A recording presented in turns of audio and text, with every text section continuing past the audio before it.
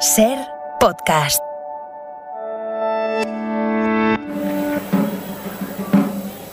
Ser Historia, con Nacho Ares. Creo que una brizna de hierba no es menos que el camino que recorren las estrellas. Y que la hormiga es perfecta. Y que también lo son el grano de arena y el huevo del zorzal. Y que la rana es una obra maestra, digna de las más altas. Y que la zarzamora podría adornar los salones del cielo. Y que la menor articulación de mi mano puede humillar a todas las máquinas. Y que una vaca paciendo con la cabeza baja supera a todas las estatuas. Y que un ratón es un milagro capaz de asombrar a millones de incrédulos. Este es un canto de amor y respeto a la más grande de todas las maravillas que es la vida humana.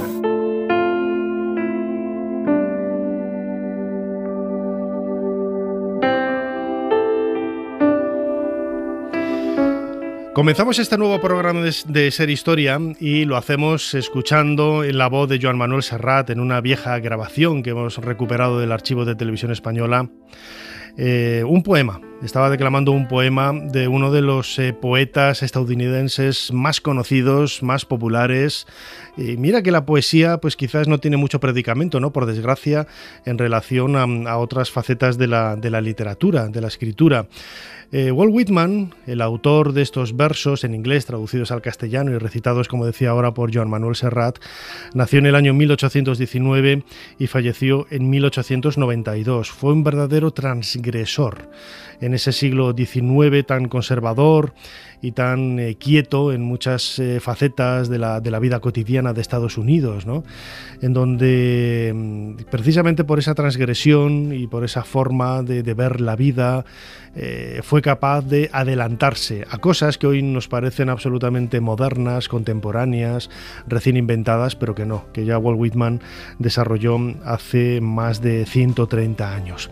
A Whitman, a este poeta estadounidense, vamos a dedicar el cronovisor en nuestra primera parte del programa junto con Jesús Callejo, pero como siempre habrá muchos más temas para intentar hacer un poquito más de historia.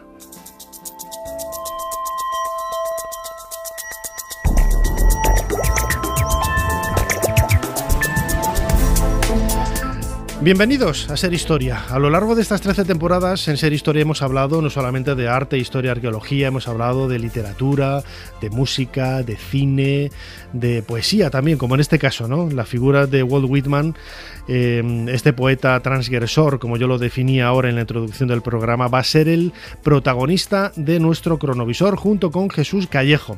Pero no nos vamos a quedar ahí, en Estados Unidos, para intentar seguir haciendo un poquito más de historia. Iremos también a la figura de Judy Garland, que vamos a celebrar ahora el centenario de su nacimiento. Un congreso también sobre la Atlántida científica que vamos a celebrar en pocas semanas en nuestra sección de noticias.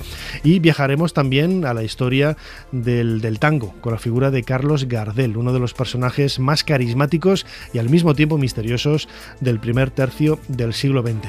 Como siempre, soy Nacho Ares y les doy de nuevo la bienvenida a Ser Historia. Comenzamos.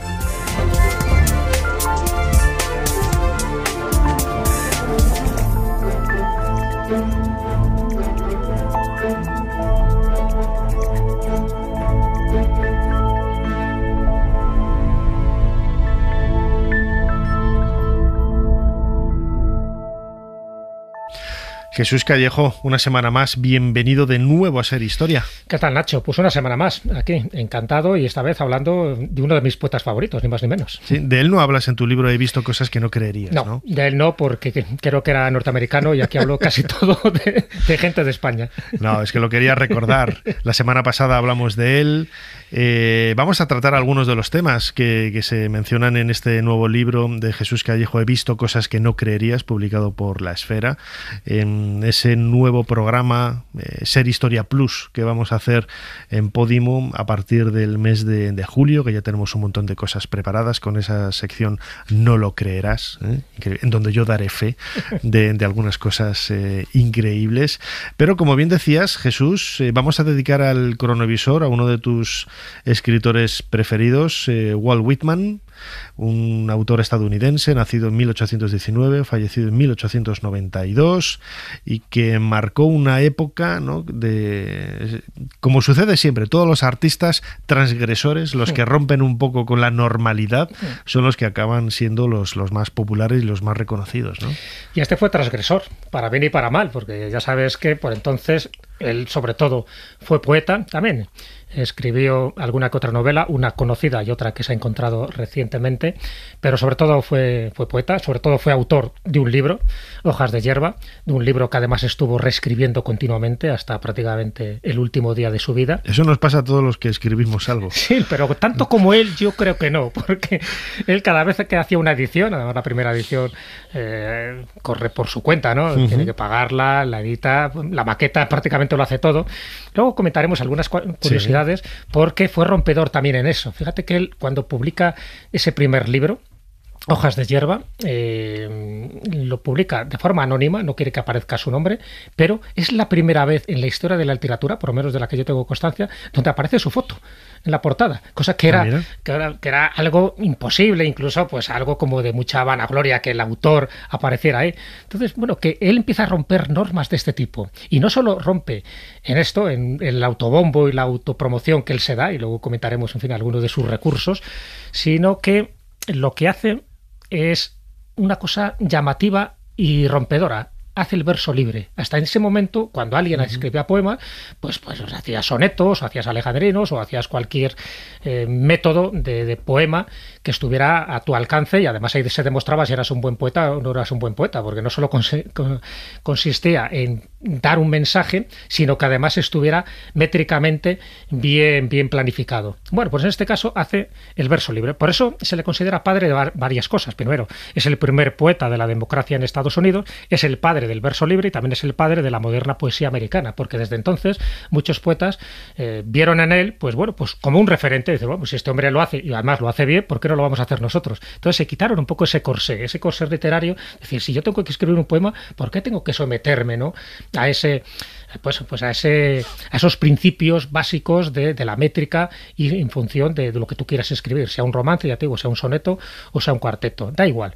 Entonces, el que hiciera eso sirvió de ayuda para muchísima gente. Luego también tuvo una vida, bastante polémica en el sentido de la sexualidad. O sea, sabes que él nunca se casó, no tuvo hijos, entonces se habla de que tuvo relaciones tanto con hombres como con mujeres. Ser bisexual en aquel momento pues no estaba bien vista en la sociedad puritana estadounidense, y tantas cosas. Pero bueno, evidentemente él hizo una labor importante y tuvo una vida, y ahora comentaremos que se metió en distintos fregados, incluso como enfermero, ¿no?, en la guerra de secesión, y que dejó un poco su impronta, dejó su nombre, y sus poemas a día de hoy se siguen recitando, pero se siguen recitando precisamente porque siguen conectando un poco con la naturaleza humana, siguen conectando no solo con los valores que propugnaba Estados Unidos en aquella época. Él era un admirador, por ejemplo, de Abraham Lincoln. Él fue un defensor de abolir la esclavitud, en fin, siempre estaba en favor de los derechos de los seres humanos, pero sobre todo son poemas que a día de hoy se siguen repitiendo,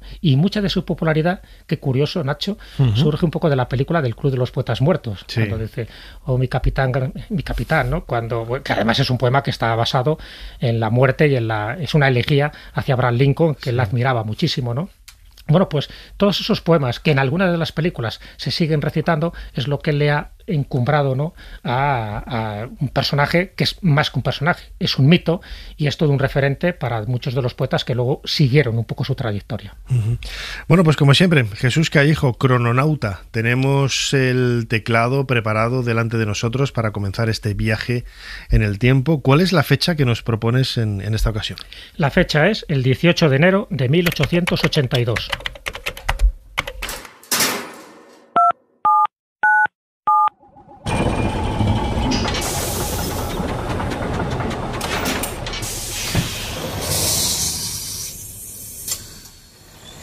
Adelante, Pasen. Jesús Callejo les está esperando junto al cronovisor.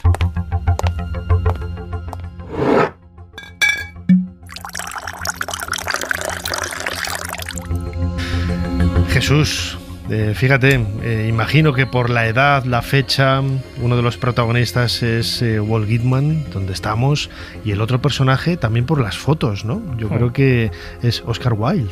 Exacto. Se están poniendo ciegos, ¿eh? Ciegos, sí, a vino de Saúco, por cierto, que era el vino favorito de Walt Whitman.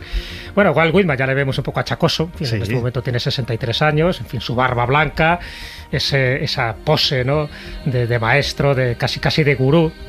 Un poco se parece a León Tolstoy. Sí. Y tienen todos el mismo perfil. Sí. Bueno, un poco seguían trayectorias parecidas, sobre todo como dos referentes dentro de la literatura de cada uno de sus países. Pero el otro es Oscar Wilde. Oscar Wilde, con unos 28 añitos que en este momento tenía, él, como ya sabes, era irlandés, pero él viajaba bastante y bueno, pues él tenía que dar unas charlas en Estados Unidos y viaja a Manhattan, va a Nueva York y tiene que dar unas charlas en Filadelfia. Bueno, pues Filadelfia le pilla muy cerquita del viejo caserón donde está viviendo Walt Whitman. Él en este momento, que es donde hemos ido en nuestro cronovisor, ahora lo estamos viendo la escena, estamos en el caserón a las afueras de Camden, en el estado de Nueva Jersey, que está al lado del río Delaware. Bueno, pues justo este día él ya había escrito unas cartas, en fin, de reconocimiento y admiración hacia Walt Whitman, y por fin consiguen verle, consigue esa visita. Oscar Wilde para él es, imagínate, ver un poco a su referente literario, al que le admira, al que sabe que tiene gustos sexuales muy parecidos y quiere hablar con él. Y se encuentran juntos, junto con otra persona, porque también la acompaña, como no, el editor, su editor, que es John Stoddard. Fíjate, en esta época y todavía, ¿no? En Estados Unidos, todo lo que viene de Europa lo toman como igual que nosotros, esa referencia de que Estados Unidos es la panacea, lo más, el sumum, ¿no? En Estados Unidos igual, todo lo que viene de Europa lo consideran extraordinario, y de ahí imagino la admiración de Walt Whitman por Oscar Wilde, aparte de que realmente pues Oscar Wilde escribía muy bien, joder, tampoco vamos aquí a decirnos que como era europeo ya todo vale, no es eso, pero vamos. No, a ver, Oscar Wilde en aquella época era un dios también, es decir, antes de que cayera en desgracia, luego ya sabes lo que le pasó, en fin, y que fue bastante marginado, pero en aquel momento, allí donde iba Oscar Wilde, por su ingenio, por su verborrea, por la forma un poco de tratar a la gente, por su carisma, pues estaba muy alabado, muy aclamado, ¿no? A pesar de que evidentemente también tenía sus críticas. Entonces había una admiración mutua, pero sobre todo Oscar Wilde. Fíjate que en el momento que se encuentran, y además es un encuentro muy furtivo, prácticamente de 2 horas exclusivamente, pero la primera frase que le dice Oscar Wilde en el momento que se encuentra con Walt Whitman cara a cara es: vengo a usted como uno que le conoce prácticamente desde la cuna. O sea, esa frase ya, claro, a Walt Whitman le derrite, con hombre, este mozalbete, en fin, bien presentable, en fin, muy guapete, bien vestido, muy perfumado. Además, había leído, por supuesto, poemas y obras de teatro ya de Oscar Wilde, pero la admiración era mutua. Pero fíjate la diferencia de edad que hay. Bueno, pues, evidentemente, ¿qué ocurre durante estas 2 horas? Porque su editor, John Stoddard, lo que hace es de, bueno, os dejo libre, os dejo ahí que estéis vosotros solos y me voy a dar un pasito por ahí. ¿Qué pasa durante esas 2 horas? En fin, en este cronovisor no podemos llegar a tanto, pero bueno, sí podemos un poco vislumbrar ciertas cosas. Evidentemente hablan de poesía, se hablan de Tennyson, de Browning, en fin, de los grandes pensadores y también literatos y, como no, poetas del momento. Le enseña la casa, le enseña la mansión, en fin, de 2 pisos, en fin, lo que hay en cada sitio, y no sabemos mucho más, salvo, efectivamente, que beben ese vino, ¿no? Ese vino de Saúco, y aparte pues me imagino que algunos aperitivos que le diera. ¿Qué ocurre allí? No lo sabemos. Sabemos que Oscar Wilde sale encantado. Sabemos un poco, en función de lo que, una vez que ya está en Irlanda, lo que le cuenta a algunos de sus amigos, y ya hay una frase muy significativa que además aparece en una biografía de Oscar Wilde, cuando le pregunta, bueno, ¿cómo fue el encuentro con Walt Whitman? Dice, bueno, fue un encuentro esplendoroso. De hecho, él hace elogios de él, le considera, y cito textualmente, es una de esas maravillosas y completas personas que hayan vivido nunca en esta tierra. Dice, bueno, fíjate ya qué admiración. Pero luego dice una cosa muy significativa que nos da un poco pie a pensar de lo que pudo ocurrir durante esas 2 horas. Y le dice a su amigo Oscar Wilde, dice, aún tengo el beso de Walt Whitman en mis labios. Esto evidentemente alimenta un poco toda esa leyenda que había alrededor de Walt Whitman, de que era bisexual, de que efectivamente tuvo algún tipo de encuentro sentimental con algún editor, con escritores de su época. Pero algo debió pasar ahí con Oscar Wilde. Cuando dice lo del beso, evidentemente no sabemos, puedes especular lo que quieras, pero también puede ser un beso de despedida. Puede ser o simplemente poesía del intercambio de lecturas, de obras, de lo que fuera. Y ya sabemos además cómo se las gasta Oscar Wilde, cómo exageraba, cómo le gustaba también crear un cierto romanticismo, incluso un cierto erotismo en ese tipo de relaciones. Bueno, el hecho es que fue un momento clave porque dos grandes personas, dos grandes escritores se juntan, se encuentran durante esas 2 horas, conversan, beben, comen, y bueno, pues evidentemente eso marcó un poco esa línea literaria tanto de uno de otro, porque es verdad que Oscar Wilde siempre lo reconoció que fue muy influido por Walt Whitman. Walt Whitman, él no reconoce que tuviera ningún tipo de mentor o de referencias, pero mucha gente sí, pero cuando digo mucha gente, incluso estoy hablando de autores muy, muy contemporáneos ya nuestros, un poco como García Lorca, por ejemplo, Rubén Darío, que siempre rindieron tributo a la poesía que hacía Walt Whitman y sobre todo pues a sus Hojas de hierba, que ya digo que fue reescribiéndose continuamente, mejorándola, cambiándola, en fin, haciendo de todo, pero convirtiéndose en su obra de referencia. Así que no solo con Oscar Wilde, por ejemplo, y te cito también como anécdota, tuvo una correspondencia muy longeva, prácticamente los últimos 20 años de su vida, con Bram Stoker. En fin, el autor de Drácula, efectivamente. Entonces se conocieron en marzo de 1884, a partir de ahí hubo una fascinación mutua y mantuvieron una correspondencia epistolar durante bastante tiempo. Así que me refiero que a pesar de que estaba bastante aislado en esta mansión de Camden, sí que se relacionó muchísimo con escritores de Europa y sobre todo con personas que le admiraban muchísimo y que él estaba deseoso de recibir esos halagos. Pues fíjate, Jesús Callejo, crononauta, como hacemos siempre, nos gusta incluir en este viaje en el tiempo, en este cronovisor, a personas que nos ilustren, que nos hablen un poco del tema al que estamos dedicando nuestros minutos, ¿no? En este caso, el escritor estadounidense Walt Whitman. ¿Y quién mejor que un buen amigo tanto de la Escóbula de la Brújula, tu programa en Podium Podcast, como de Ser Historia, que ha estado con nosotros infinidad de veces? José Antonio Gurpegui, bienvenido de nuevo a Ser Historia.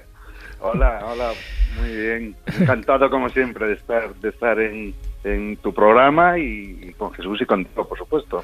José Antonio Gurpegui, él es catedrático de estudios norteamericanos a la Universidad de Alcalá de Henares, conoce perfectamente el mundo de la literatura norteamericana. José Antonio, lo comentaba Jesús al principio, ¿no?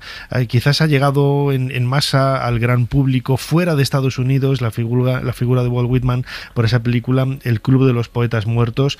Pero en el mundo de la poesía, que ya de por sí es muy, muy cerrado, más allá de Estados Unidos, en nuestro país, estoy convencido de que mucha gente no lo conoce, por desgracia, ¿no? Bueno, yo creo que Walt Whitman es el poeta más universal de Estados Unidos, ¿no? Desde luego que el famoso "Oh, capitán, mi capitán", que no era un poema, dicho sea de paso, de la primera edición. No he podido escuchar todo. Cuando me han dado entrada ya estaba Jesús hablando, entonces no sé lo que he podido decir al principio. Como decía, claro, la poesía es el género literario probablemente más desconocido. Entonces, si atendemos a eso, pues efectivamente no sería un autor tan conocido como puede ser Edgar Allan Poe, por ejemplo, o Hawthorne, o Melville con su Moby Dick.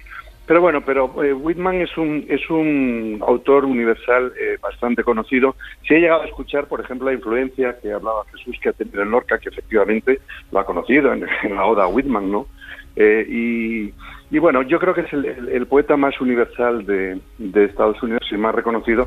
E incluso algunos dicen que la poesía norteamericana bebe de dos fuentes. Una sería la fuente intimista de Edgar Allan Poe con El Cuervo. Edgar Allan Poe es conocido por sus relatos fantásticos y de terror, pero fue un gran poeta. Y entonces hay quien dice que la poesía norteamericana ve por una parte la poesía intimista, que se debería de Poe, pero después por otra parte esa poesía más externa, más social, más reflejando lo que es el americano, que sería Whitman. José Antonio, fíjate, yo he comentado muy por encima todo lo de que era Hojas de hierba, ¿no? Esa obra que él empieza, bueno, en la primera edición de 1855 y que él va reescribiendo continuamente y añadiendo poemas. De hecho, la primera edición, si no recuerdo mal, son 795 copias y al final una edición anónima. Que las pagó él. Y las pagó él, efectivamente, porque además lo firma de una forma anónima y aparece su retrato, ¿no? Aparece su rostro ahí, lo cual es bastante llamativo porque eso sí que rompe un poco toda esa tradición de portadas en la literatura, no solo norteamericana, sino mundial, de que no apareciera, por supuesto, ese retrato, ese reflejo suyo. ¿Tú crees que él, en ese sentido, y estamos hablando al principio de que era un rompedor, ¿no? Que era un transgresor de normas, él empieza a ser un poco como el adalid del autobombo, de la programación, ¿no? De lo que él quería hacer realmente con sus el obras. Reconocimiento, en definitiva, del autor, que en muchas ocasiones en esta época algunos de ellos ni su nombre aparecía en la portada de esos panfletos o de esas publicaciones semanales, ¿no? Sí, efectivamente. De hecho, su nombre no aparece en esa primera edición. Creo que es en la tercera. Hay en total 10 ediciones de Hojas de Hierba, aunque la 10ª la crítica no la considera. La 10ª la hacen ya sus herederos con algunos poemas que encuentran, e incluso se trata más como de un tributo. Entonces, bueno, dentro de la crítica no sé, la 10ª no, prácticamente no la consideran. Y, aunque perdona que me desvíe un poquito de la pregunta después, sí que hay en la crítica. Yo tengo la edición crítica de Hojas de Hierba en la colección Espasa, en Austral. Sí. Tuve la gran suerte que me pidieran hacerla hace ya mucho tiempo, ¿no?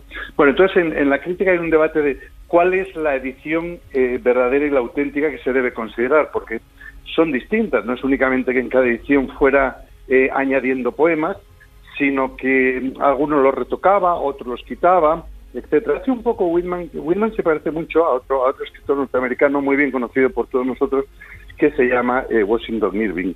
También con los cuentos de la Alhambra, Washington Irving, no tantas ediciones como Whitman, por supuesto, pero sí que también fue cambiando y todo esto. Perdonad que me haya desviado. No. Volviendo a lo que dices.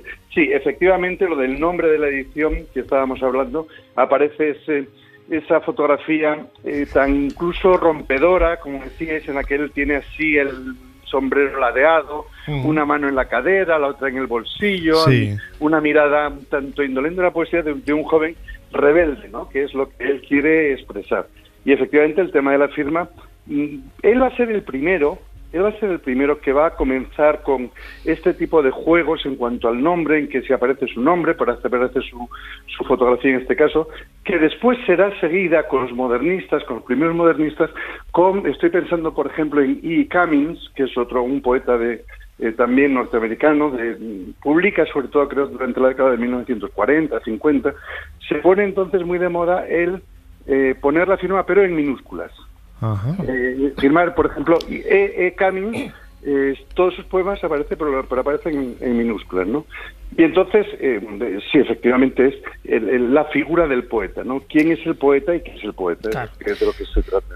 Bueno, en vida es sabido que tuvo muchos elogios, pero también bastantes críticas, ¿no? De hecho, cuando sale su libro, Hojas de Hierba, pues hay un geólogo, John Peter Leslie, que escribe a Emerson, por cierto, Ralph Waldo Emerson fue el que se deshace en elogios, ¿no? Le envía una carta de 5 páginas diciendo que es una maravilla, le muestra a todos sus amigos y le da bastante popularidad. Pero bueno, este geólogo, Leslie, le escribe a Emerson calificando la obra de muy mala calidad, de profana, de obscena y de que Whitman es un pretencioso.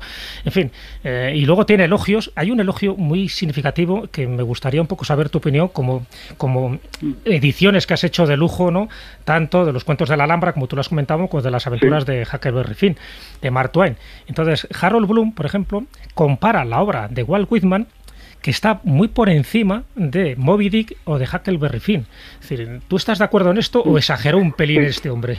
Sí, bueno, yo era muy amigo de Harold Bloom. Lo primero, éramos muy amigos. De hecho, Harold Bloom me ofreció que trabajara con él en la Universidad de Yale. Entonces, Harold Bloom tenía auténtica pasión por Walt Whitman, ¿vale? Ese es el primer punto. Ralph Waldo Emerson. Voy a seguir un poquito el orden que has dicho, ¿no? Efectivamente, Ralph Waldo Emerson hace el gran elogio de Hojas de Hierba porque Whitman le regala la primera edición Ralph Waldo Emerson y hace ese gran elogio. ¿Qué pasa? Que creo que es en la... perdón, porque a veces bailo un poco con las ediciones. Creo que es en la cuarta creo que estoy casi seguro que es en la cuarta edición, que pudiera ser en la tercera. Es cuando él va a incluir dos partes que son fundamentales. Por una parte, Hijos de Adán, y por otra parte, Calamus. En la heterosexualidad y en Calamus la homosexualidad. Y ahí es donde Emerson no le gusta mucho, sobre todo, no le gusta ninguno de las dos, pero en especial Calamus, e incluso en su correspondencia pues le aconseja que, hombre, esto pues sería mejor que lo eliminaras. A Whitman siempre le ha acompañado el tema de su homosexualidad, si era homosexual, si era o no homosexual, ¿no? Y entonces pues Emerson le aconseja que quite esa parte de Calamus, sobre todo por el tema de esa homosexualidad latente que figura en sus poemas. Whitman no lo quita, y entonces se enfría mucho la relación entre los dos. O sea, no llegan a ser enemigos, pero Emerson se distancia de él. Y efectivamente, sobre todo esa inclusión va a ser algo que le va a repercutir incluso en su vida. No recuerdo aquí cómo es el nombre, pero hay un gobernador de Iowa, porque a Whitman le dan un buen empleo como secretario de Asuntos Indios. Pero cuando llega este senador muy puritano de Iowa, y sabe que él es el que ha escrito esto, y dice no, y lo despiden por haber publicado Calamus, porque él no está dispuesto a que sea un secretario de Asuntos Indios alguien tan corrupto como problemático, él, ¿no? ¿no? Sobre todo problemático como él. Y efectivamente ha tenido sobre todo le crean problemas estos dos libros, ¿no? De Hijos de Adán y Calamus. Es una vida fascinante, ¿no? Y sobre todo con ese legado tan transgresor, como le decía Jesús Callejo al principio, que es lo que marca un poco la salida de tono, entre comillas, en esa normalidad que se entendía en la época. José Antonio Gurpegui, catedrático de Estudios Norteamericanos de la Universidad de Alcalá, como siempre, muchísimas gracias de nuevo por habernos ayudado a hacer un poquito más de historia. Pues soy yo el que os agradece que me hayáis invitado una vez más a vuestro programa. Y bueno, ya se ha pasado un poco el tiempo, pero quiero felicitarte por esos 700 programas, pues que... Muchas gracias. Pues que es un número importante, ¿no?, de programas, y encantado, repito, de estar en vuestro programa. Muchísimas gracias, José Antonio. Un abrazo fuerte. Un abrazo. Un abrazo fuerte para los dos.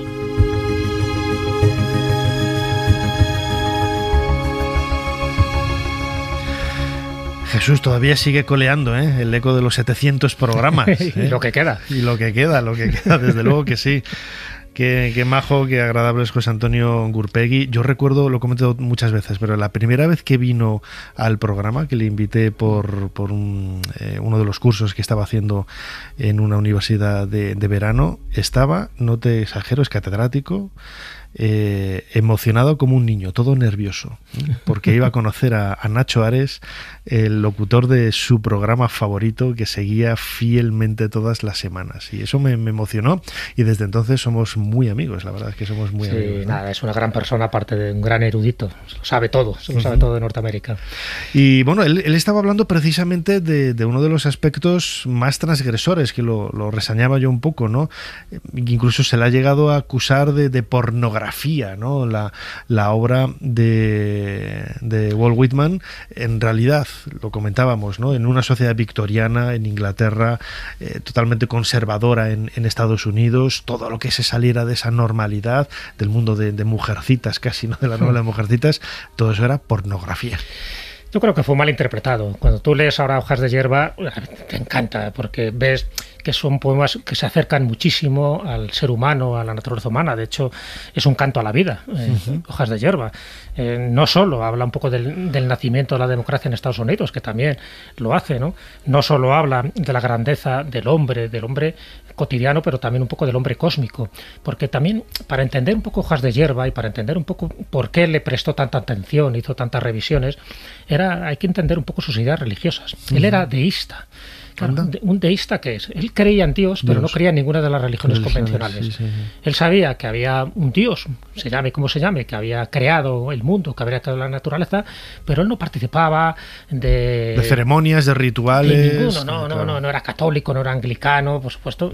No, pero sí tenía una cosmovisión ¿sabes? Como muy mística de la naturaleza. Entonces yo creo que fue mal interpretado porque él habla pues con connotaciones a veces sexuales, ¿no? Un poco de esa comunión con la naturaleza, que mucha gente, sabiendo un poco cómo era su vida privada, pues lo interpretó como algo obsceno. En fin, ya acuérdate un poco de la época que estamos hablando, de una época bastante puritana. Entonces entender ese deísmo, entender que para él todas las religiones tenían el mismo valor, pero que no había ninguna religión que fuera revelada, ¿no? Pero sin embargo que ahí estaba la naturaleza, una naturaleza divina que había que interpretar, y que el ser humano estaba en comunión perfectamente con esa naturaleza si sabíamos encontrar esos códigos, esas claves. Entonces, por eso digo, si no entiendes un poco esas ideas, esas creencias que tenía Walt Whitman, que por cierto eran bastante transgresoras, porque lo normal era, ya sabes, ser episcopal, ir a alguna iglesia todos los domingos y no complicarte la vida. Y dejarse ver el domingo, porque si no te van a echar en falta, te ponen la cruz. Nacho no ha venido a misa este domingo. ¿Por qué no habrá venido? Claro, y fíjate que él además estuvo bastante tiempo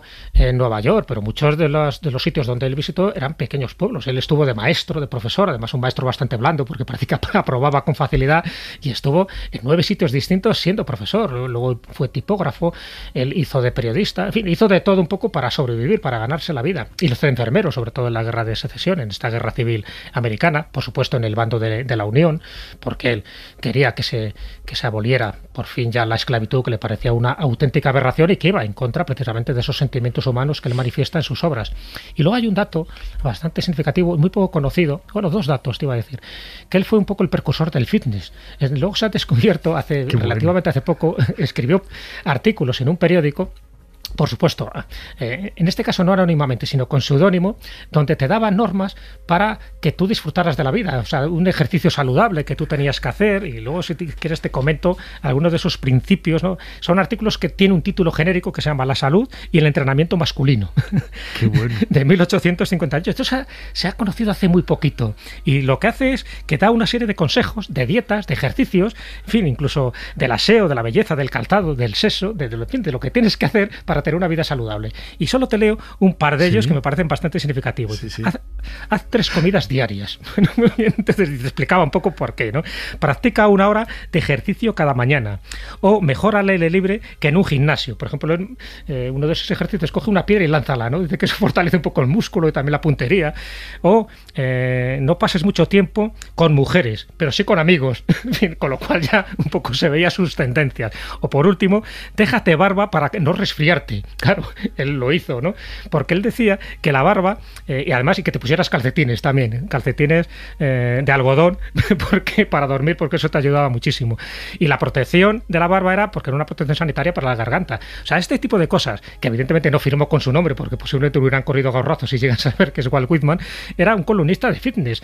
Le puede considerar un pionero en este sentido de dar consejos, en fin, más o menos descabellados de lo que se debía hacer o no debía hacer. Y la otra curiosidad es que él era un ferviente partidario de la frenología.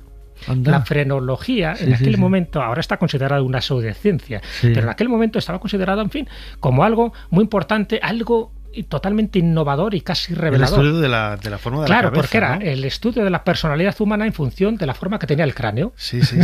Entonces, claro, según el cráneo, podía ser una buena persona o un delincuente, lo cual era muy peligroso, porque no había un dictamen como muy unánime, ¿no? Desde que Franz Joseph Hall, que es el creador de la frenología, lo dictaminó. Pero en aquella época, la frenología era casi una ciencia, no solo en Estados Unidos, sino también en Inglaterra. De hecho, la reina Victoria, en Inglaterra, a sus hijos les sometía a un examen frenológico para saber si su cráneo pues indicaba que iban a ser buenos reyes o buenos príncipes o buenas personas en general. Incluso había manuales para, si tú te casabas con una mujer, que antes se hiciera este estudio para saber si esa mujer iba a ser una buena ama de casa, una buena madre de tus hijos. O sea, esto que ahora nos parece absurdo, él lo reivindicaba. Y no solo lo reivindicaba, y aquí con esto termino esta anécdota, sino que como creía en la frenología y creía que su cerebro era muy especial, era magnánimo, ya te digo que él se daba bastante autobombo, pues dijo que cuando él muriera, en fin, que cuando le hicieran la autopsia, y le hicieron la autopsia, además se descubrió que sus pulmones pues tenían una capacidad pulmonar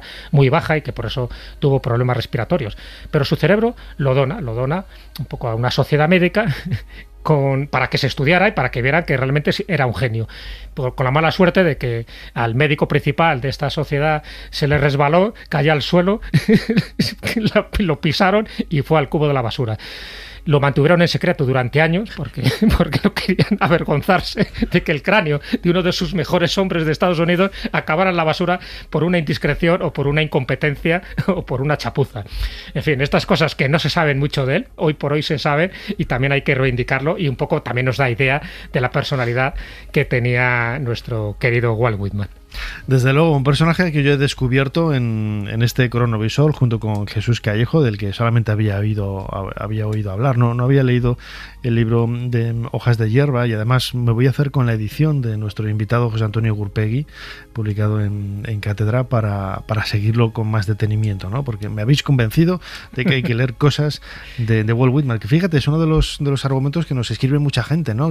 Que sigue Ser Historia, que siempre estamos recomendando libros y que eso les ayuda, ¿no? A hacerse con una idea de un tema o de otro y eso. Mira, para animarte a que leas Hojas de Hierba, que es un libro imprescindible, yo tengo 2 ediciones. Fíjate, curiosamente no tengo la de Gurpegui, que me haré con ella, pero vamos, tengo 2 ediciones porque bueno, hay varias ediciones de Hojas de Hierba. Te digo cómo empieza Hojas de Hierba porque ya te indica un poco esa filosofía, ese pensamiento humanista que esgrimió Walt Whitman, no solo en su obra, sino también en su vida. Empieza así.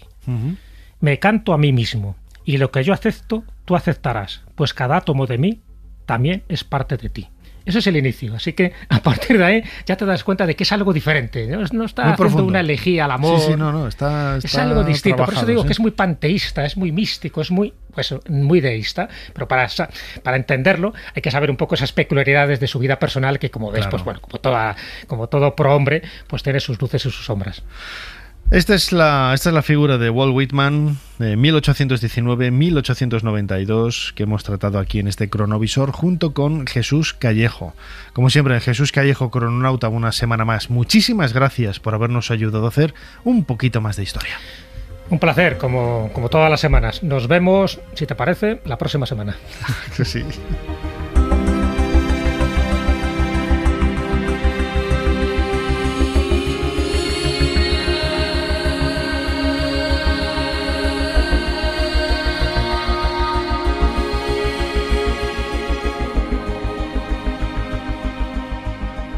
Soy Teseo, único hijo de Egeo, rey de Atenas, y jamás me inclinaré ante un traidor. ¡Inclínate si no quieres! Déjame a mí. ¿Cómo te atreves a hablarme así? Tu autoridad no me dice nada, Minos. He venido a segar la vida del Minotauro y a liberar a mi pueblo de las obligaciones con tu tiranía. Ser Historia con Nacho Ares. Todo lo que quisiste saber de la historia, la madrugada del sábado al domingo en la cadena SER.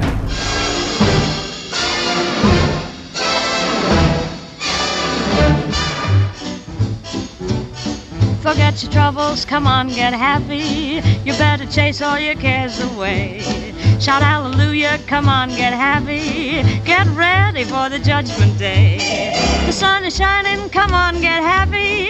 The Lord is waiting to take your hand. Continuamos en Ser Historia y en esta ocasión lo escuchamos, como anunciábamos al inicio del programa, hablando de una de las mayores estrellas del Hollywood de los años 50.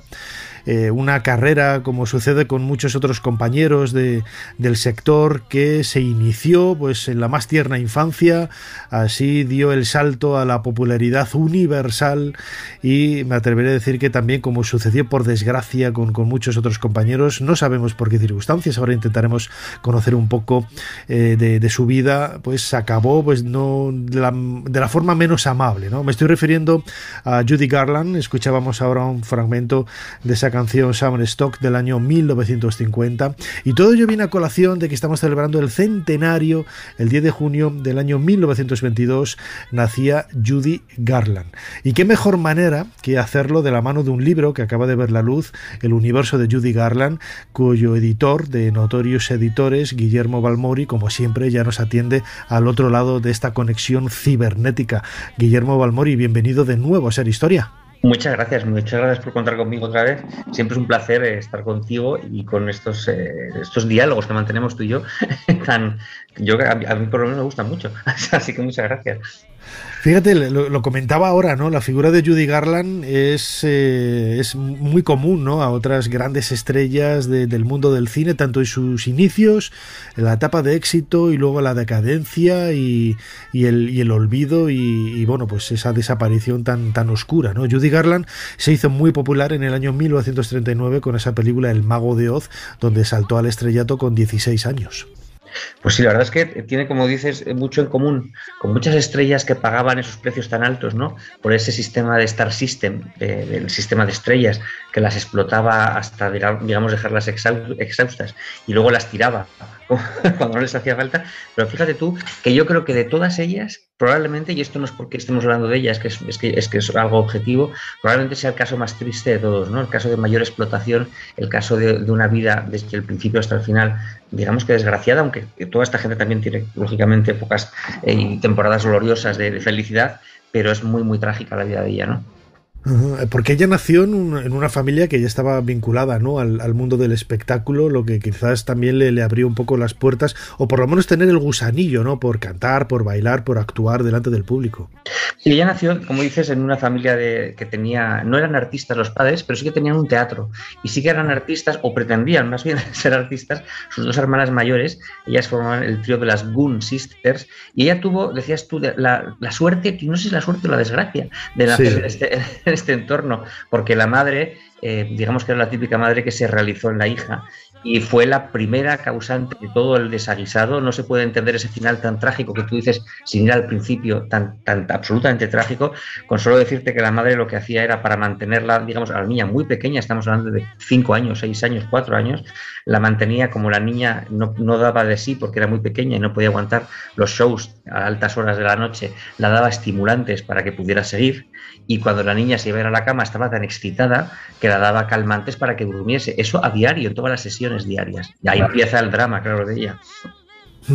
Claro, estamos hablando de quizás también muchas lo vemos, por ejemplo, en la actualidad con muchos futbolistas, ¿no? Que los padres intentan proyectar en los hijos la frustración que ellos han tenido, ¿no? De no poder alcanzar una serie de cotas en el mundo del deporte, y en este caso, en el caso de Judy Garland, en el mundo del espectáculo, ¿no? Y también, sobre todo, la problemática económica que había en aquella década de los años 30, de los años 40, con la Segunda Guerra Mundial, en donde también, para olvidar los problemas, este tipo de espectáculos también eran pues muy seguidos, ¿no? Y muy queridos por el gran público, y siempre se demandaban cosas nuevas, novedosas, ¿no?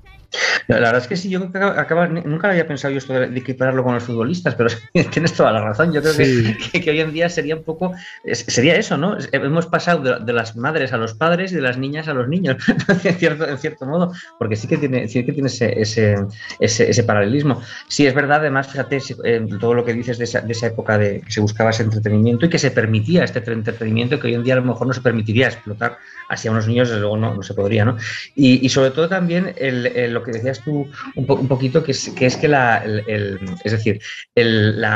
madre se realizaba totalmente en la hija, y además ocurría una cosa muy curiosa, y es que había más ingenuidad en el público, no solamente en el público normal que iba al cine, sino incluso en estas señoras que querían, o señores que querían explotar a sus hijos, porque la idea que se tenía es que se llegaba a Hollywood y se triunfaba. Es decir, no se conocía esa cara B, o Hollywood no se preocupó de enseñar esa cara B. Entonces la gente tenía la idea de que, bueno, tú llegabas allí y más o menos pues te convertías en artista, no solamente los niños, cualquiera que llegaba, chicas. Hubo un problema, por ejemplo, muy grande en Los Ángeles de seguridad ciudadana, casi, porque llegaban muchas chicas, ya no niñas, chicas, que se pensaban que era llegar a Hollywood y ser estrellas de cine, y lo que se encontraban era que acababan en la prostitución, o acababan de amantes de no sé quién, o engañadas por un productor. Esto hoy en día se sabe, pero en aquella época no se sabía del todo. Incluso el Ayuntamiento de Los Ángeles tuvo que tomar medidas severas para que Hollywood diera, incluso en películas, se dijera: oiga, no vengan ustedes aquí, que esto no es el éxito asegurado. Aquí triunfan muy pocos de los que llegan. Claro, es una vida muy dura, ¿no? Y sobre todo en el mundo del cine, que por ejemplo recordamos, ¿no?, esa película del El Mago de Oz, que comienza en blanco y negro, sucede todo ese desbarajuste en la casa y aparece el color, ¿no? Ese tipo también de fenómenos tan novedosos en aquella época, ¿no? El nacimiento casi del cine de color también ayudó, ¿no? a dar un nuevo espectáculo, una nueva forma de espectáculo en el cine, del que también se aprovechó a Judy Garland.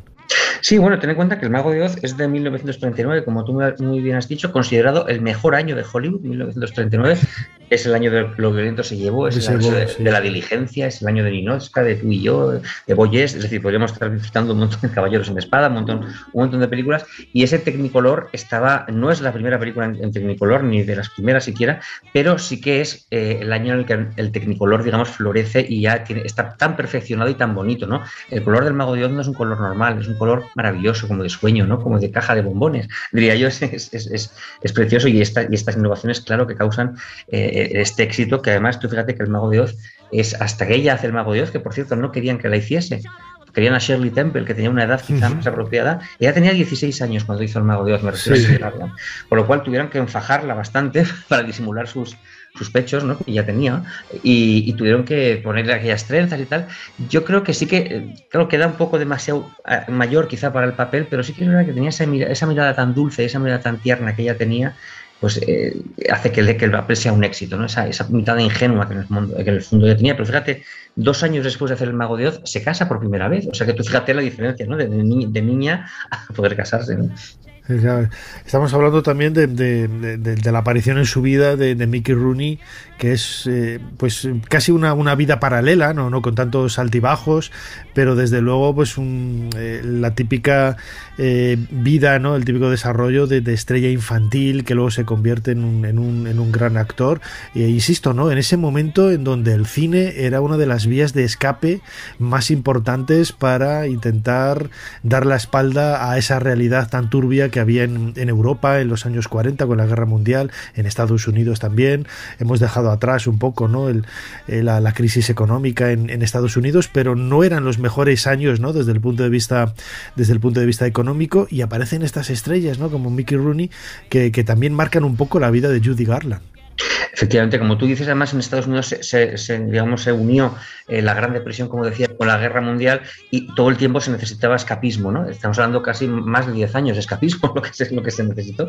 Y Judy Garland, que además fue, aquí en España, fíjate, no se conoce, no llegó a ser tan popular. Es curioso que sus películas no se estrenasen prácticamente ninguna, ¿eh? Es decir, El Mago de Oz es casi la única, ni Ha nacido una estrella, ni las que hizo con Fred Astaire, casi ninguna de las películas de Judy Garland está estrenada, y en Estados Unidos fue la máxima, y sigue siendo la máxima estrella.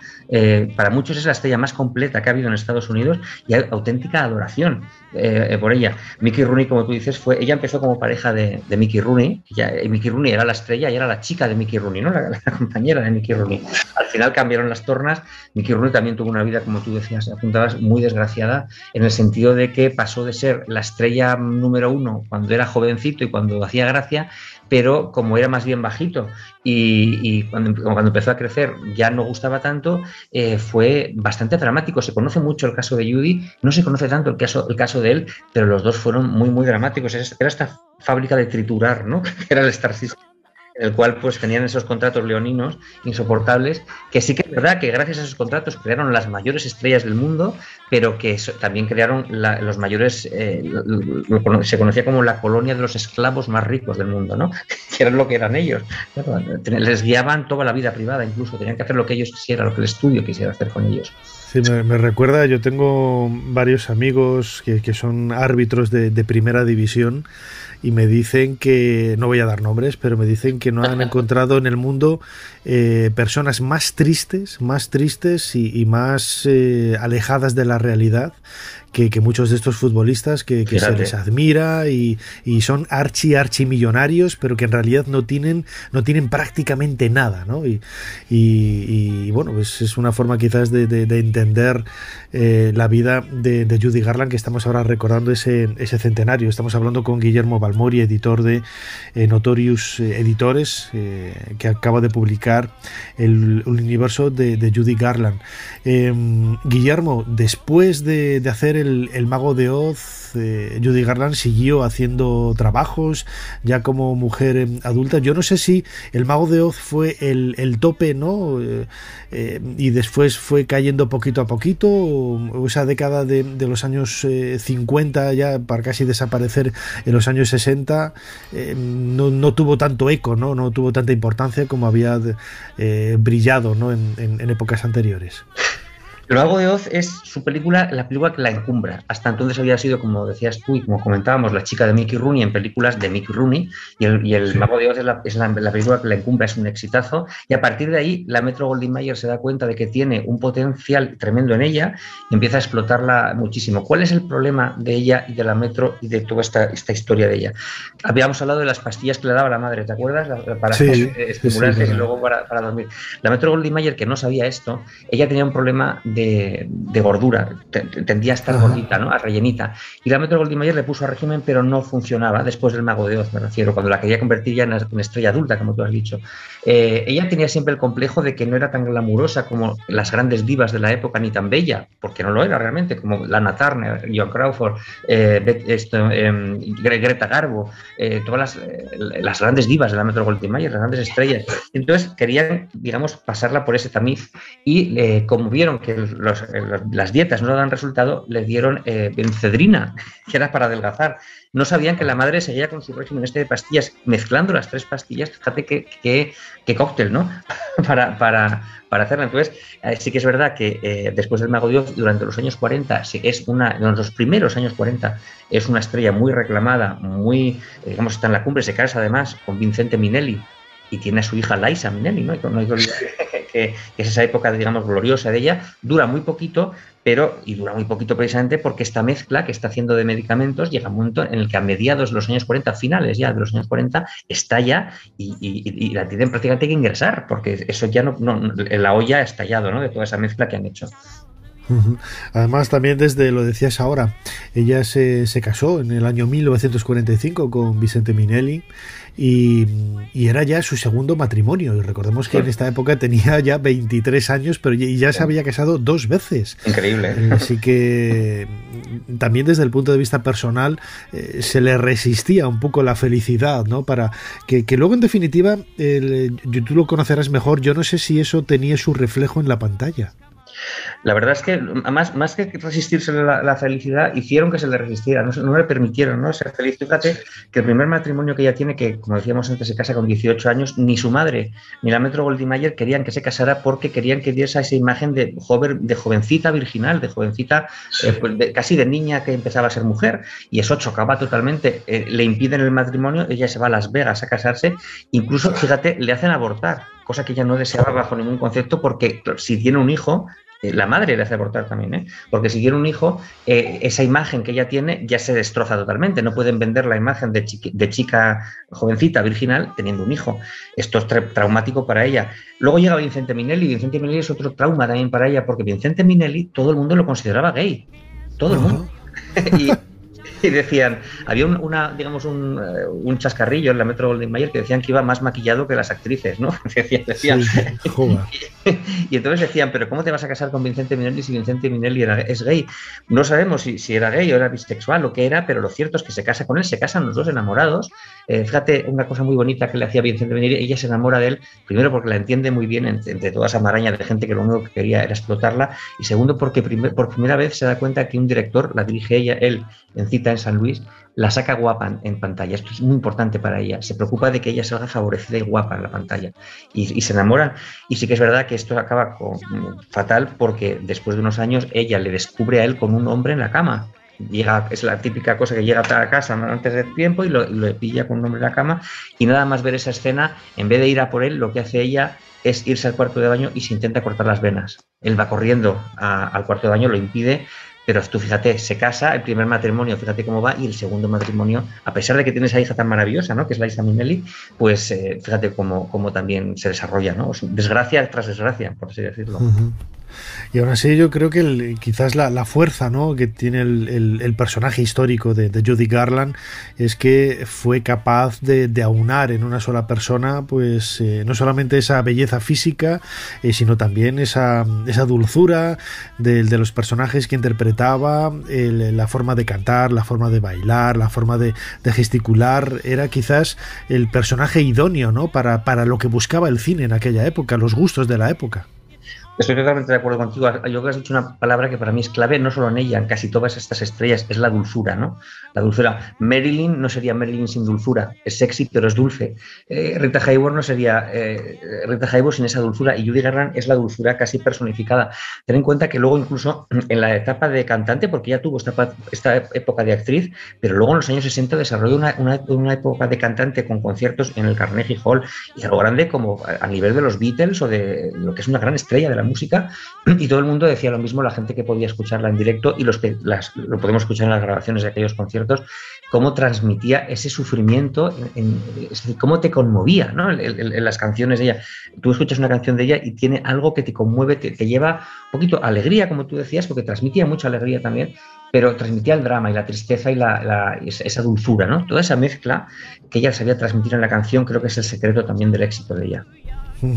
Y finalmente fallece en el año 1969, pues a una edad muy joven, 47 años, para lo que se esperaba, ¿no?, de una gran estrella, pero desde luego arrastrando, ¿no?, todos los problemas que llevaba sobre la espalda desde el punto de vista de las pastillas, de todos esos problemas químicos, me atreveré a decir, en su cuerpo desde prácticamente la infancia. Ella muere, como dices, con 47 años, pero si ves las fotos de ella de esos años parece que tenía prácticamente 80. Es decir, es una barbaridad cómo está acabada, cómo está fulminada, ¿no?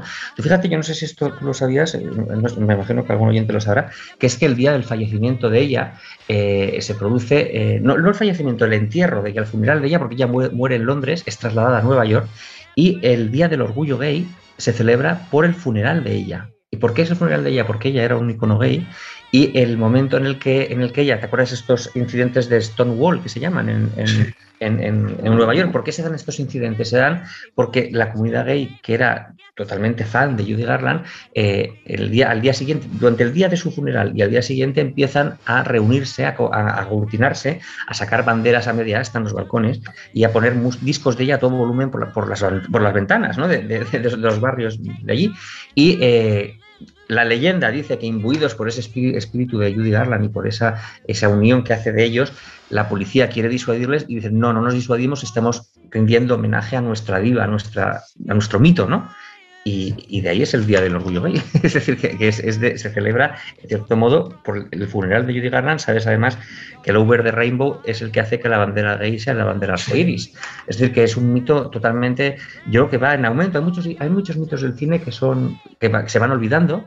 El mito de Judy Garland cada vez es más recordado, entre otras cosas, por este tema, ¿no? Es cada vez, la gente joven conoce quizá más a Judy Garland que a otras que fueron más famosas en su época.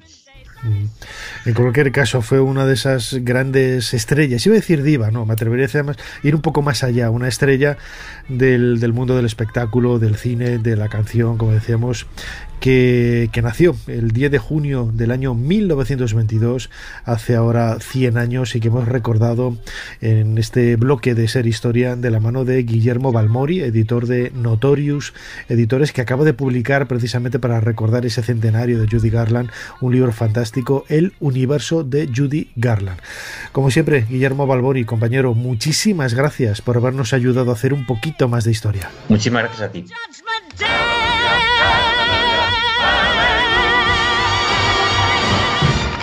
No tengo más que deudas. Esto tiene que hacerse ya. Os sugiero, Majestad, que dejéis que la Inquisición haga su trabajo. Entre tanto, podéis aprovechar la confesión de este reo para que los obispos leales a la corona comiencen a excitar a sus parroquianos. En pocas semanas todo el reino se estará demandando que apreséis a los templarios y que confisquéis sus bienes. Ser Historia con Nacho Ares. Todo lo que quisiste saber de la historia, la madrugada del sábado al domingo en la cadena SER.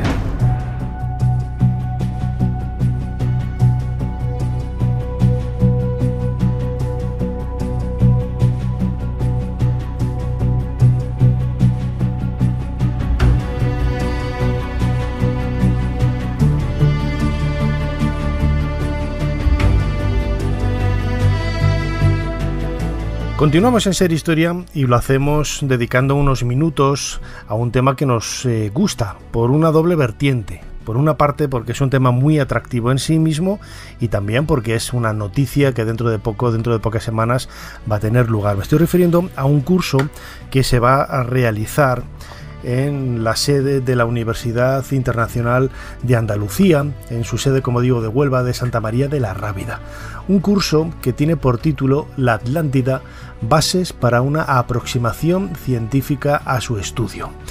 Desde luego que la Atlántida ha cautivado a decenas de generaciones de investigadores, de curiosos, de lectores, desde que Platón, en el siglo V antes de nuestra era, pusiera por escrito en el Timeo y en el Critias esas dos únicas menciones que hay a esa ciudad, a esa cultura legendaria en el occidente del mar Mediterráneo, más allá de las columnas de Hércules. Es una historia que, como digo, tiene quizás algunos visos de ser real, aunque desde luego nada que ver con ese trasfondo que luego se ha querido insinuar, ¿no?, en las palabras del filósofo ateniense.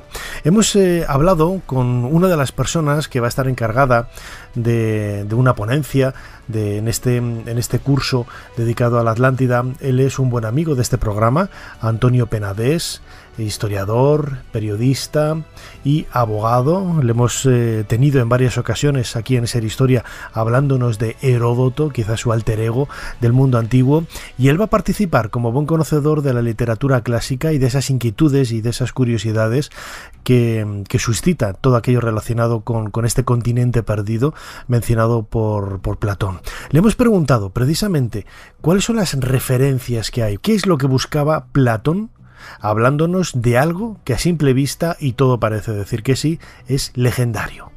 Platón escribió Critias y Timeo al final de su vida, son obras ya de ancianidad, y en mi opinión lo único que pretende es trasladarnos una información muy importante que guarda relación con la historia de Egipto y con la historia de Atenas. Y para aclarar las dudas al lector, comienza diciendo, a través del maestro Sócrates, y dice textualmente, esto que voy a contar no es una fábula ficticia, sino una historia verdadera. Es decir, Platón, tanto por esta introducción como por el tono general de estas dos obras, nos hace ver que no son obras literarias, sino verdadera historia trascendente y necesaria para trasladar a sus coetáneos. Este curso, dedicado a la Atlántida de Platón, que no lo he dicho antes, tendrá lugar en la Rábida, en Huelva, entre los días 25 y 28 del mes de julio, en la sede de Santa María de la Rábida, sede principal de esta Universidad Internacional de Andalucía.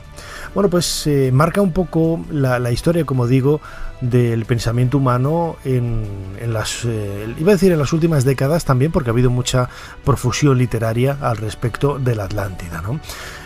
Antonio Penades nos reflexiona de alguna forma, ¿no?, en el corte siguiente que vamos a escuchar, sobre cuáles son esos datos a partir de los cuales se nos permite por lo menos ubicar cronológicamente, ubicar espacialmente y ubicar también culturalmente esta cultura de la Atlántida, esta civilización de la Atlántida.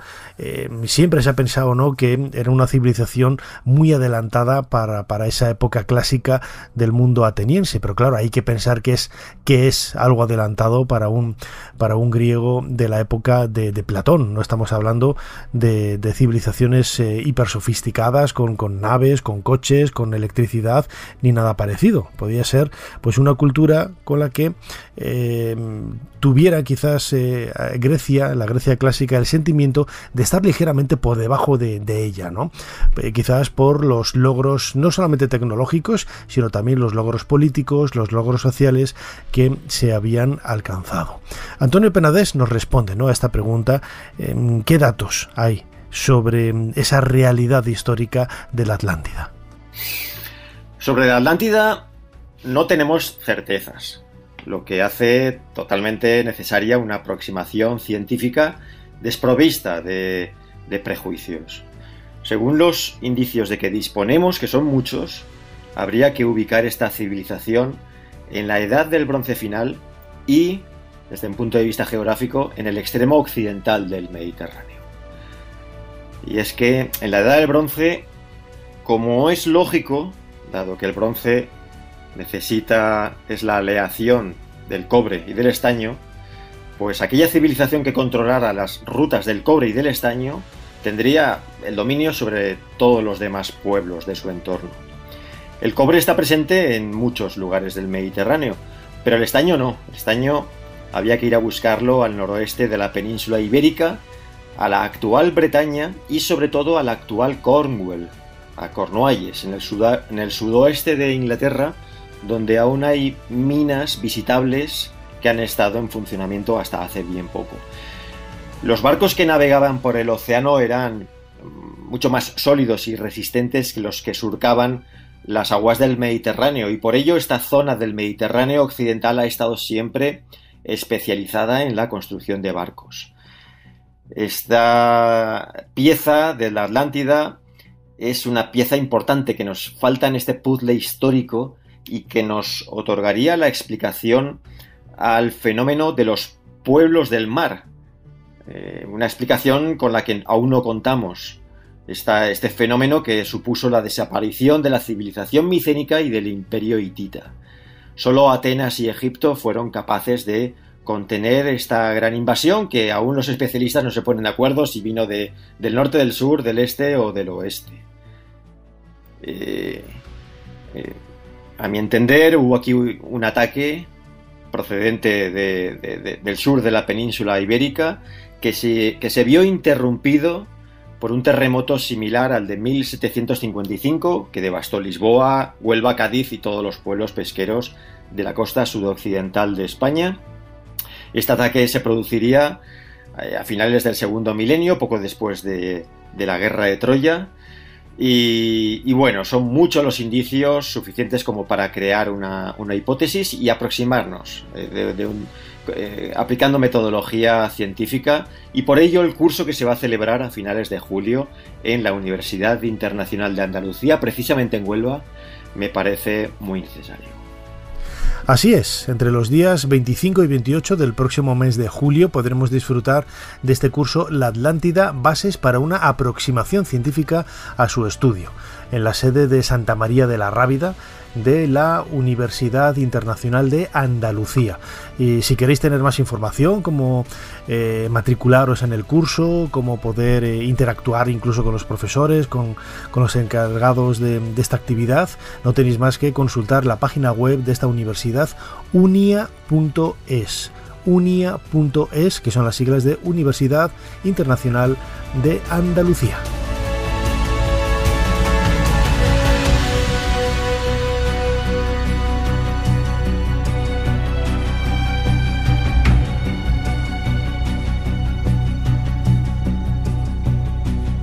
Las llamas devorando la ciudad, y delante Eneas, con su anciano padre Anquises cargado a la espalda, y su hijo Ascanio de la mano. ¿Es su primera visión de Troya? Querido colega, hay descubrimientos arqueológicos que empiezan a ver la luz antes siquiera de hundir una pala en la tierra. Ser Historia con Nacho Ares. Todo lo que quisiste saber de la historia, la madrugada del sábado al domingo, en la cadena SER. Si he hecho bueno en Europa, te vendrás en Zeppelin. Ya lo sé. Gracias, viejo. Te lo prometo, viejo. Pero habrá que cambiar de vida, ¿eh? Ya estoy harto de perderlo todo. Por una cabeza. Sí. En las carreras, cuando dos caballos se trenzan en un final palpitante, cabeza a cabeza, mi dinero vuela. Por una cabeza. Y cuando el corazón pide descanso por miedo de seguir queriendo, los ojos brujos de una mujer que pasa me atan a sus palabras. Por una cabeza. Por una cabeza. Por una cabeza de un noble potrillo que justo en la raya afloja al llegar y que al regresar parece decir: no olvides, hermano, vos sabemos hay que jugar. Por una cabeza me tejón de un día Es una voz absolutamente reconocible cuando hablamos de historia de la música, un personaje que se convirtió casi en algo mítico, no solamente por el éxito que arrastró a lo largo de su vida, sino sobre todo, como sucede con muchas estrellas de la música, por ese final tan abrupto, ¿no? En un accidente de aviación en el año 1935, cuando apenas tenía 45 años. Empezamos este nuevo bloque de Ser Historia escuchando a Carlos Gardel, que va a ser el protagonista de los próximos minutos, en un fragmento de la película Tango Bar, interpretando una de las canciones pues que quizás más conocidas. Yo cuando estuve buscando el otro día referencias musicales, una de las que más he conocido y he escuchado en mi cabeza es esta Por una cabeza del año 1935. Carlos Gardel es el protagonista de una biografía que acaba de publicar Planeta, de la mano de Felipe Piña, que ya nos está atendiendo desde Argentina. Felipe Piña, bienvenido a Ser Historia. ¿Qué tal, Nacho? ¿Cómo estás? Un gusto. Muchísimas gracias por atendernos. Y la primera pregunta, yo he estado muchas veces en Argentina y he estado también muchas veces en Uruguay. La pregunta con la que empezamos yo creo que es obvia. ¿Dónde nació Carlos Gardel? ¿En Uruguay o en París?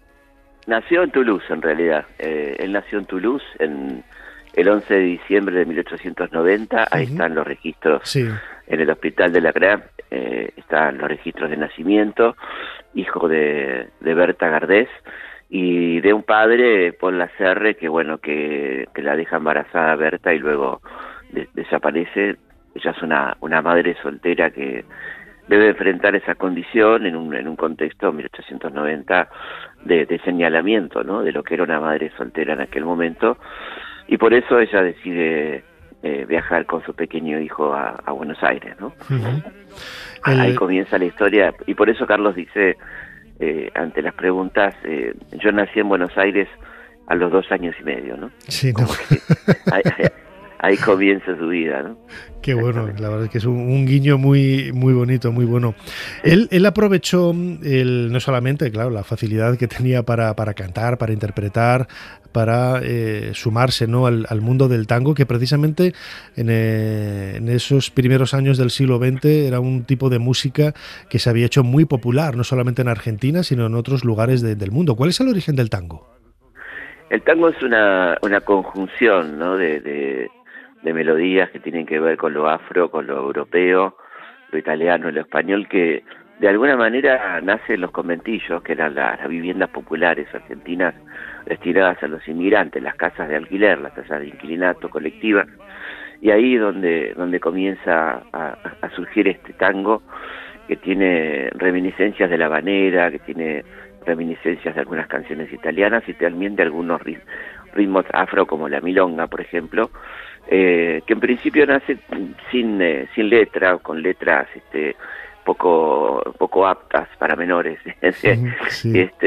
Pero que recién en 1917 con Mi Noche Triste toma un carácter más coherente y con un cuerpo y una cantidad de métricas y de cosas que van conformando el tango canción, del cual Gardel va a ser su mayor exponente, ¿no? Él incluso espera un poco, ¿no? Para cantar tango, él arranca con canciones folclóricas, ¿no? Con zambas, chacareras, la música de las provincias, digamos, y recién en 1917 cuando encuentra este tango de Castriota y Contursi, Mi Noche Triste, comienza a cantar tango, cosa que hará lentamente para ya en los 20 ser sobre todo un cantante de tango, ¿no? Desde luego.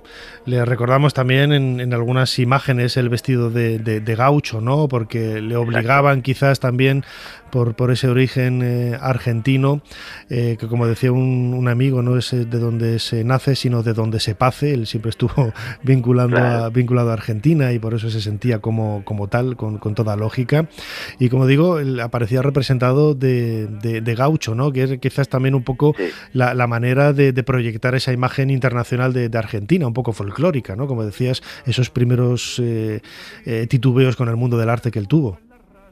Sí, en el caso de Francia, cuando él actuó en París, y en España también en algunos lugares, los obligaban a vestir con ropa típica para no competir con los los cantantes locales, ¿no? Llamaban, como los músicos extranjeros tenían que vestir sus trajes de origen, su ropa de origen, y por eso aparece vestido de gaucho cantando tango, cosa que es un poco distinta, contradictoria, pero bueno, él lo hacía muy bien, ¿no? Y además siempre en su repertorio había canciones gauchescas también. Nunca dejó de cantar canciones gauchescas, aunque por supuesto su fuerte comienza en los años 20 a ser el tango, ¿no?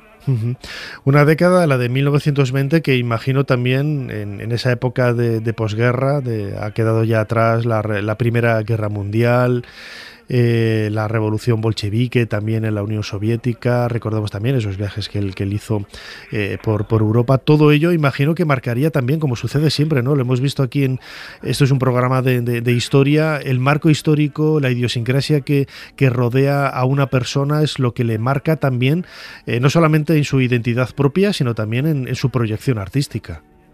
Claramente, por eso en el libro le doy tanta importancia al contexto, ¿no? Me parece que el artista es producto de su tiempo, y Gardel lo era, y le interesaba mucho saber lo que pasaba, se hablaba mucho con gente de distinto pensamiento, y le encantaba el contacto con personalidades de la cultura, ¿no? Por eso lo conoce a Benavente, a García Lorca, a Charles Chaplin, a Pirandello, bueno, a los personajes de su tiempo con quien quiere trabar amistad, con quien quiere intercambiar ideas, ¿no?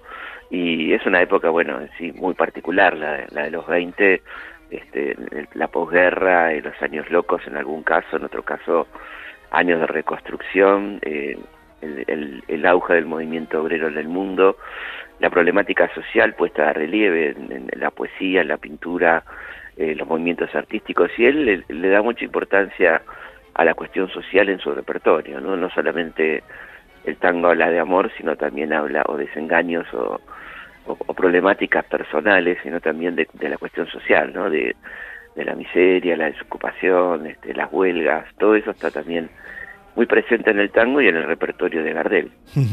Como sucede con todos los grandes artistas, siempre hay alguien que lo descubre, ¿no? O que sale, que ve en él. ¿Conocemos la persona que descubrió a Carlos Gardel, o que por lo menos le ayudó, ¿no?, a darle ese empujoncito para que tuviera más visibilidad en los teatros de la época? Fue un poco hecho por él y algunas personas, como por ejemplo Bettinotti, que fue un gran payador. El payador era poetas repentistas, parecido a lo que hoy es el trap o la riña de gallos de los jóvenes, ¿no? Que se juntaban dos personas y disputaban sobre un tema poéticamente, y Bettinotti fue uno de los payadores más importantes de la época, que lo descubre a Carlos cantando muy jovencito en cafés de la zona del mercado de Abasto, y es el que le da el nombre del zorzal, ¿no? El zorzal criollo. Luego él se va haciendo a sí mismo porque tenía ya un recorrido por los teatros porteños, de muy chiquito, cuando repartía las camisas que su mamá planchaba, ¿no? Así que lo iban conociendo de pequeño como el francesito cantor, y eso hizo que su llegada a los teatros y al ambiente del teatro y de la música sea un poco más sencillo, ¿no? Pero siempre con la dificultad de imponer alguien nuevo en el mundo del canto, ¿no?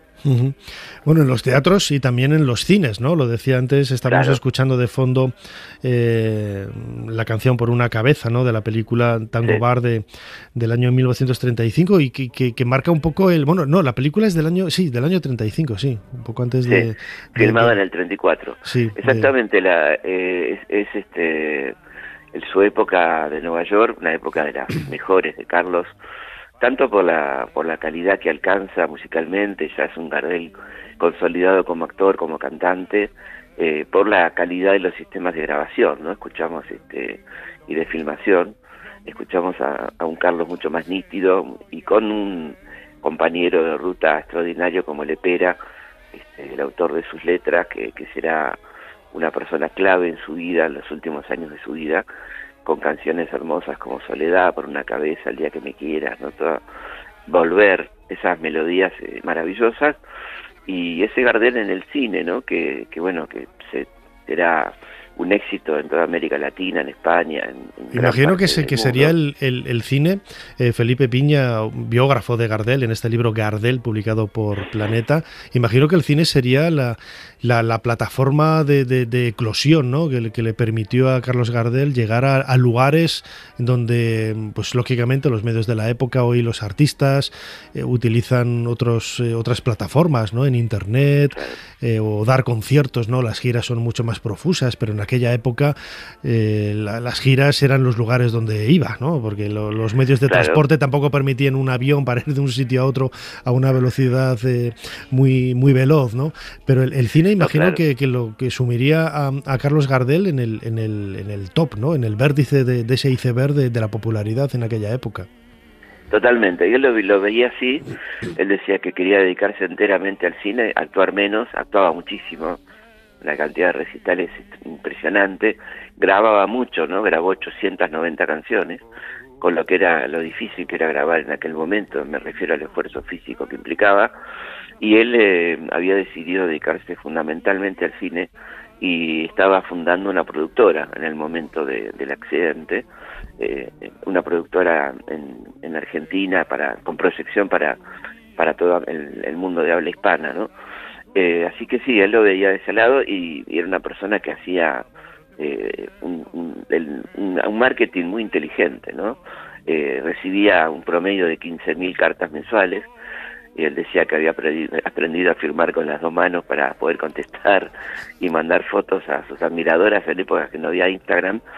Él viajaba con centenares de fotos y era un tipo muy querido, porque además hacía cosas muy interesantes por su público, como por ejemplo mini recitales cuando salía de sus conciertos para aquella gente que no había podido pagar, ¿no? Que sabiendo esto lo esperaba en la puerta, y él subido al techo de un automóvil o desde el balcón del teatro cantaba 4 o 5 canciones gratis para aquellos que no habían podido pagar la entrada, cosa que bueno, provocaba la admiración de su público, ¿no?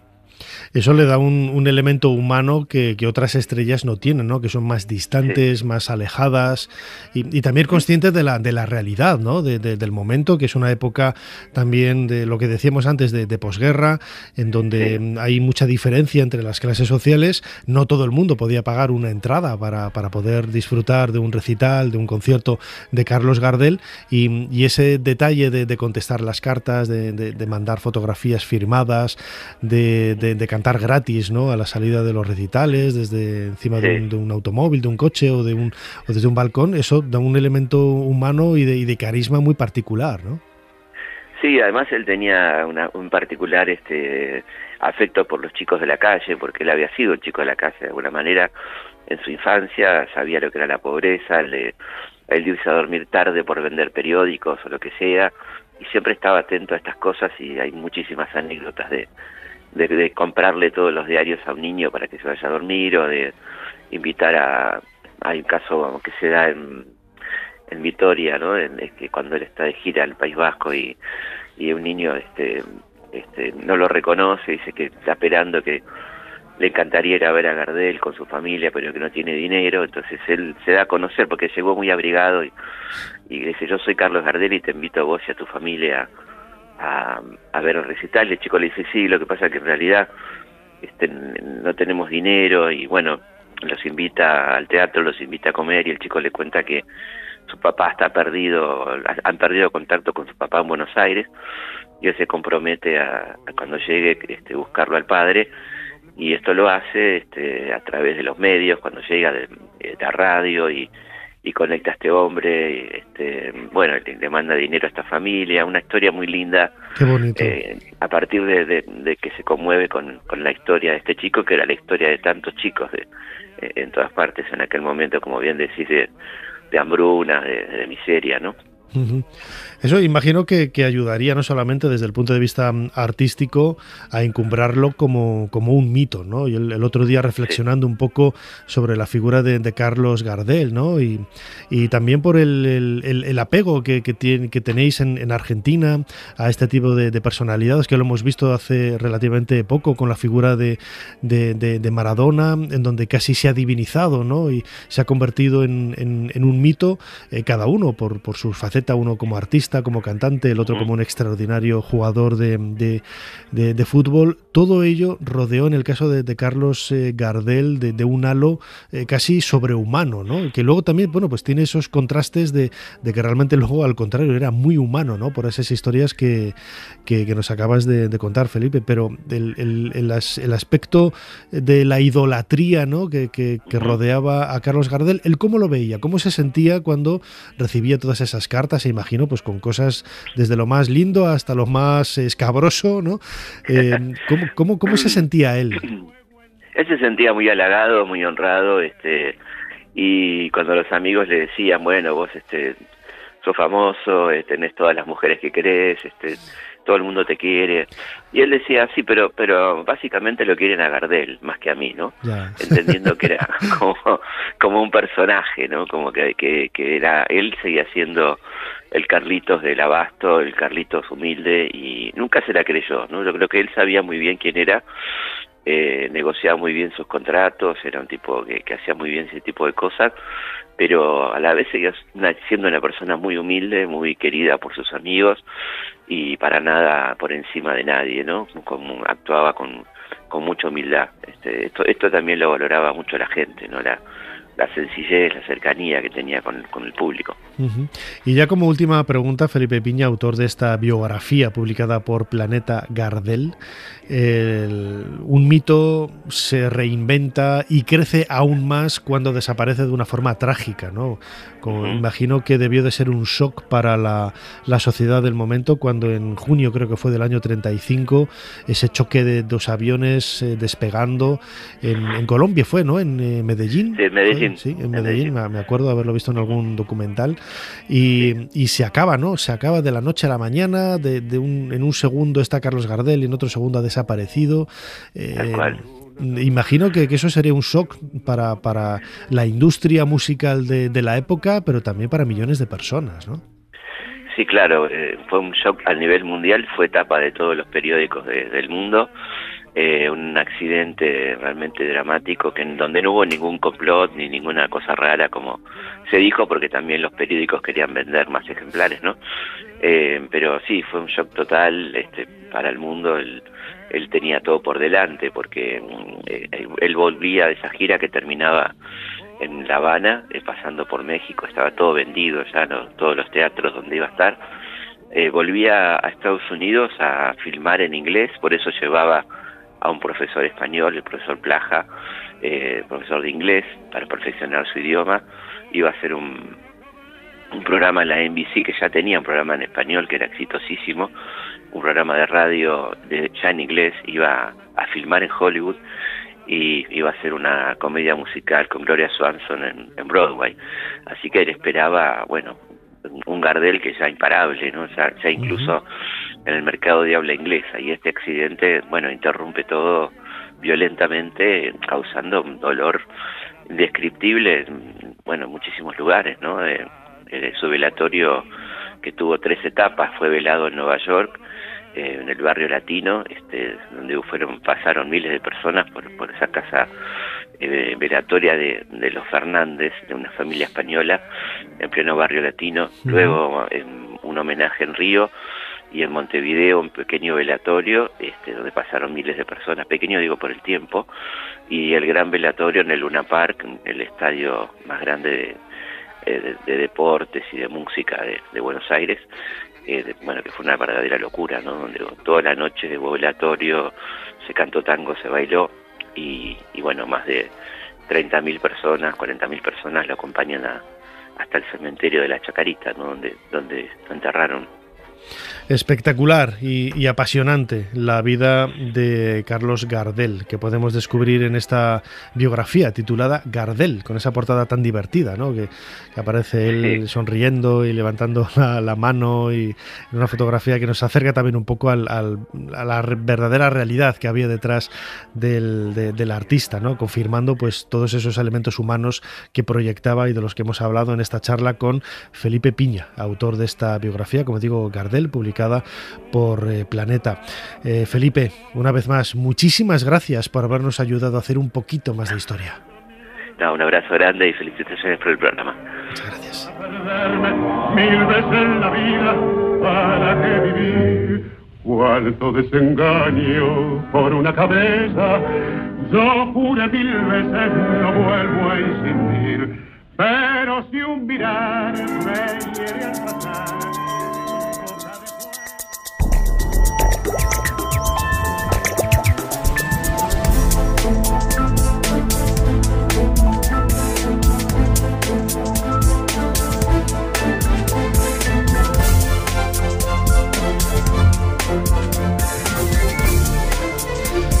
Hasta aquí este nuevo programa de Ser Historia, un programa muy americano. Hemos empezado hablando del poeta Walt Whitman, hemos seguido con Judy Garland, hemos acabado hablando de Carlos Gardel, todos vinculados al continente americano, pero en una franja histórica yo creo que muy amplia. Como siempre, Fermín Agustín ha estado en la producción del programa, Ana Caballero controlando las redes sociales, ya se me olvidan los nombres, será la edad, José María Sendra controlando los mandos de esta máquina del tiempo, y delante del micrófono vuestro humilde servidor Nacho Ares.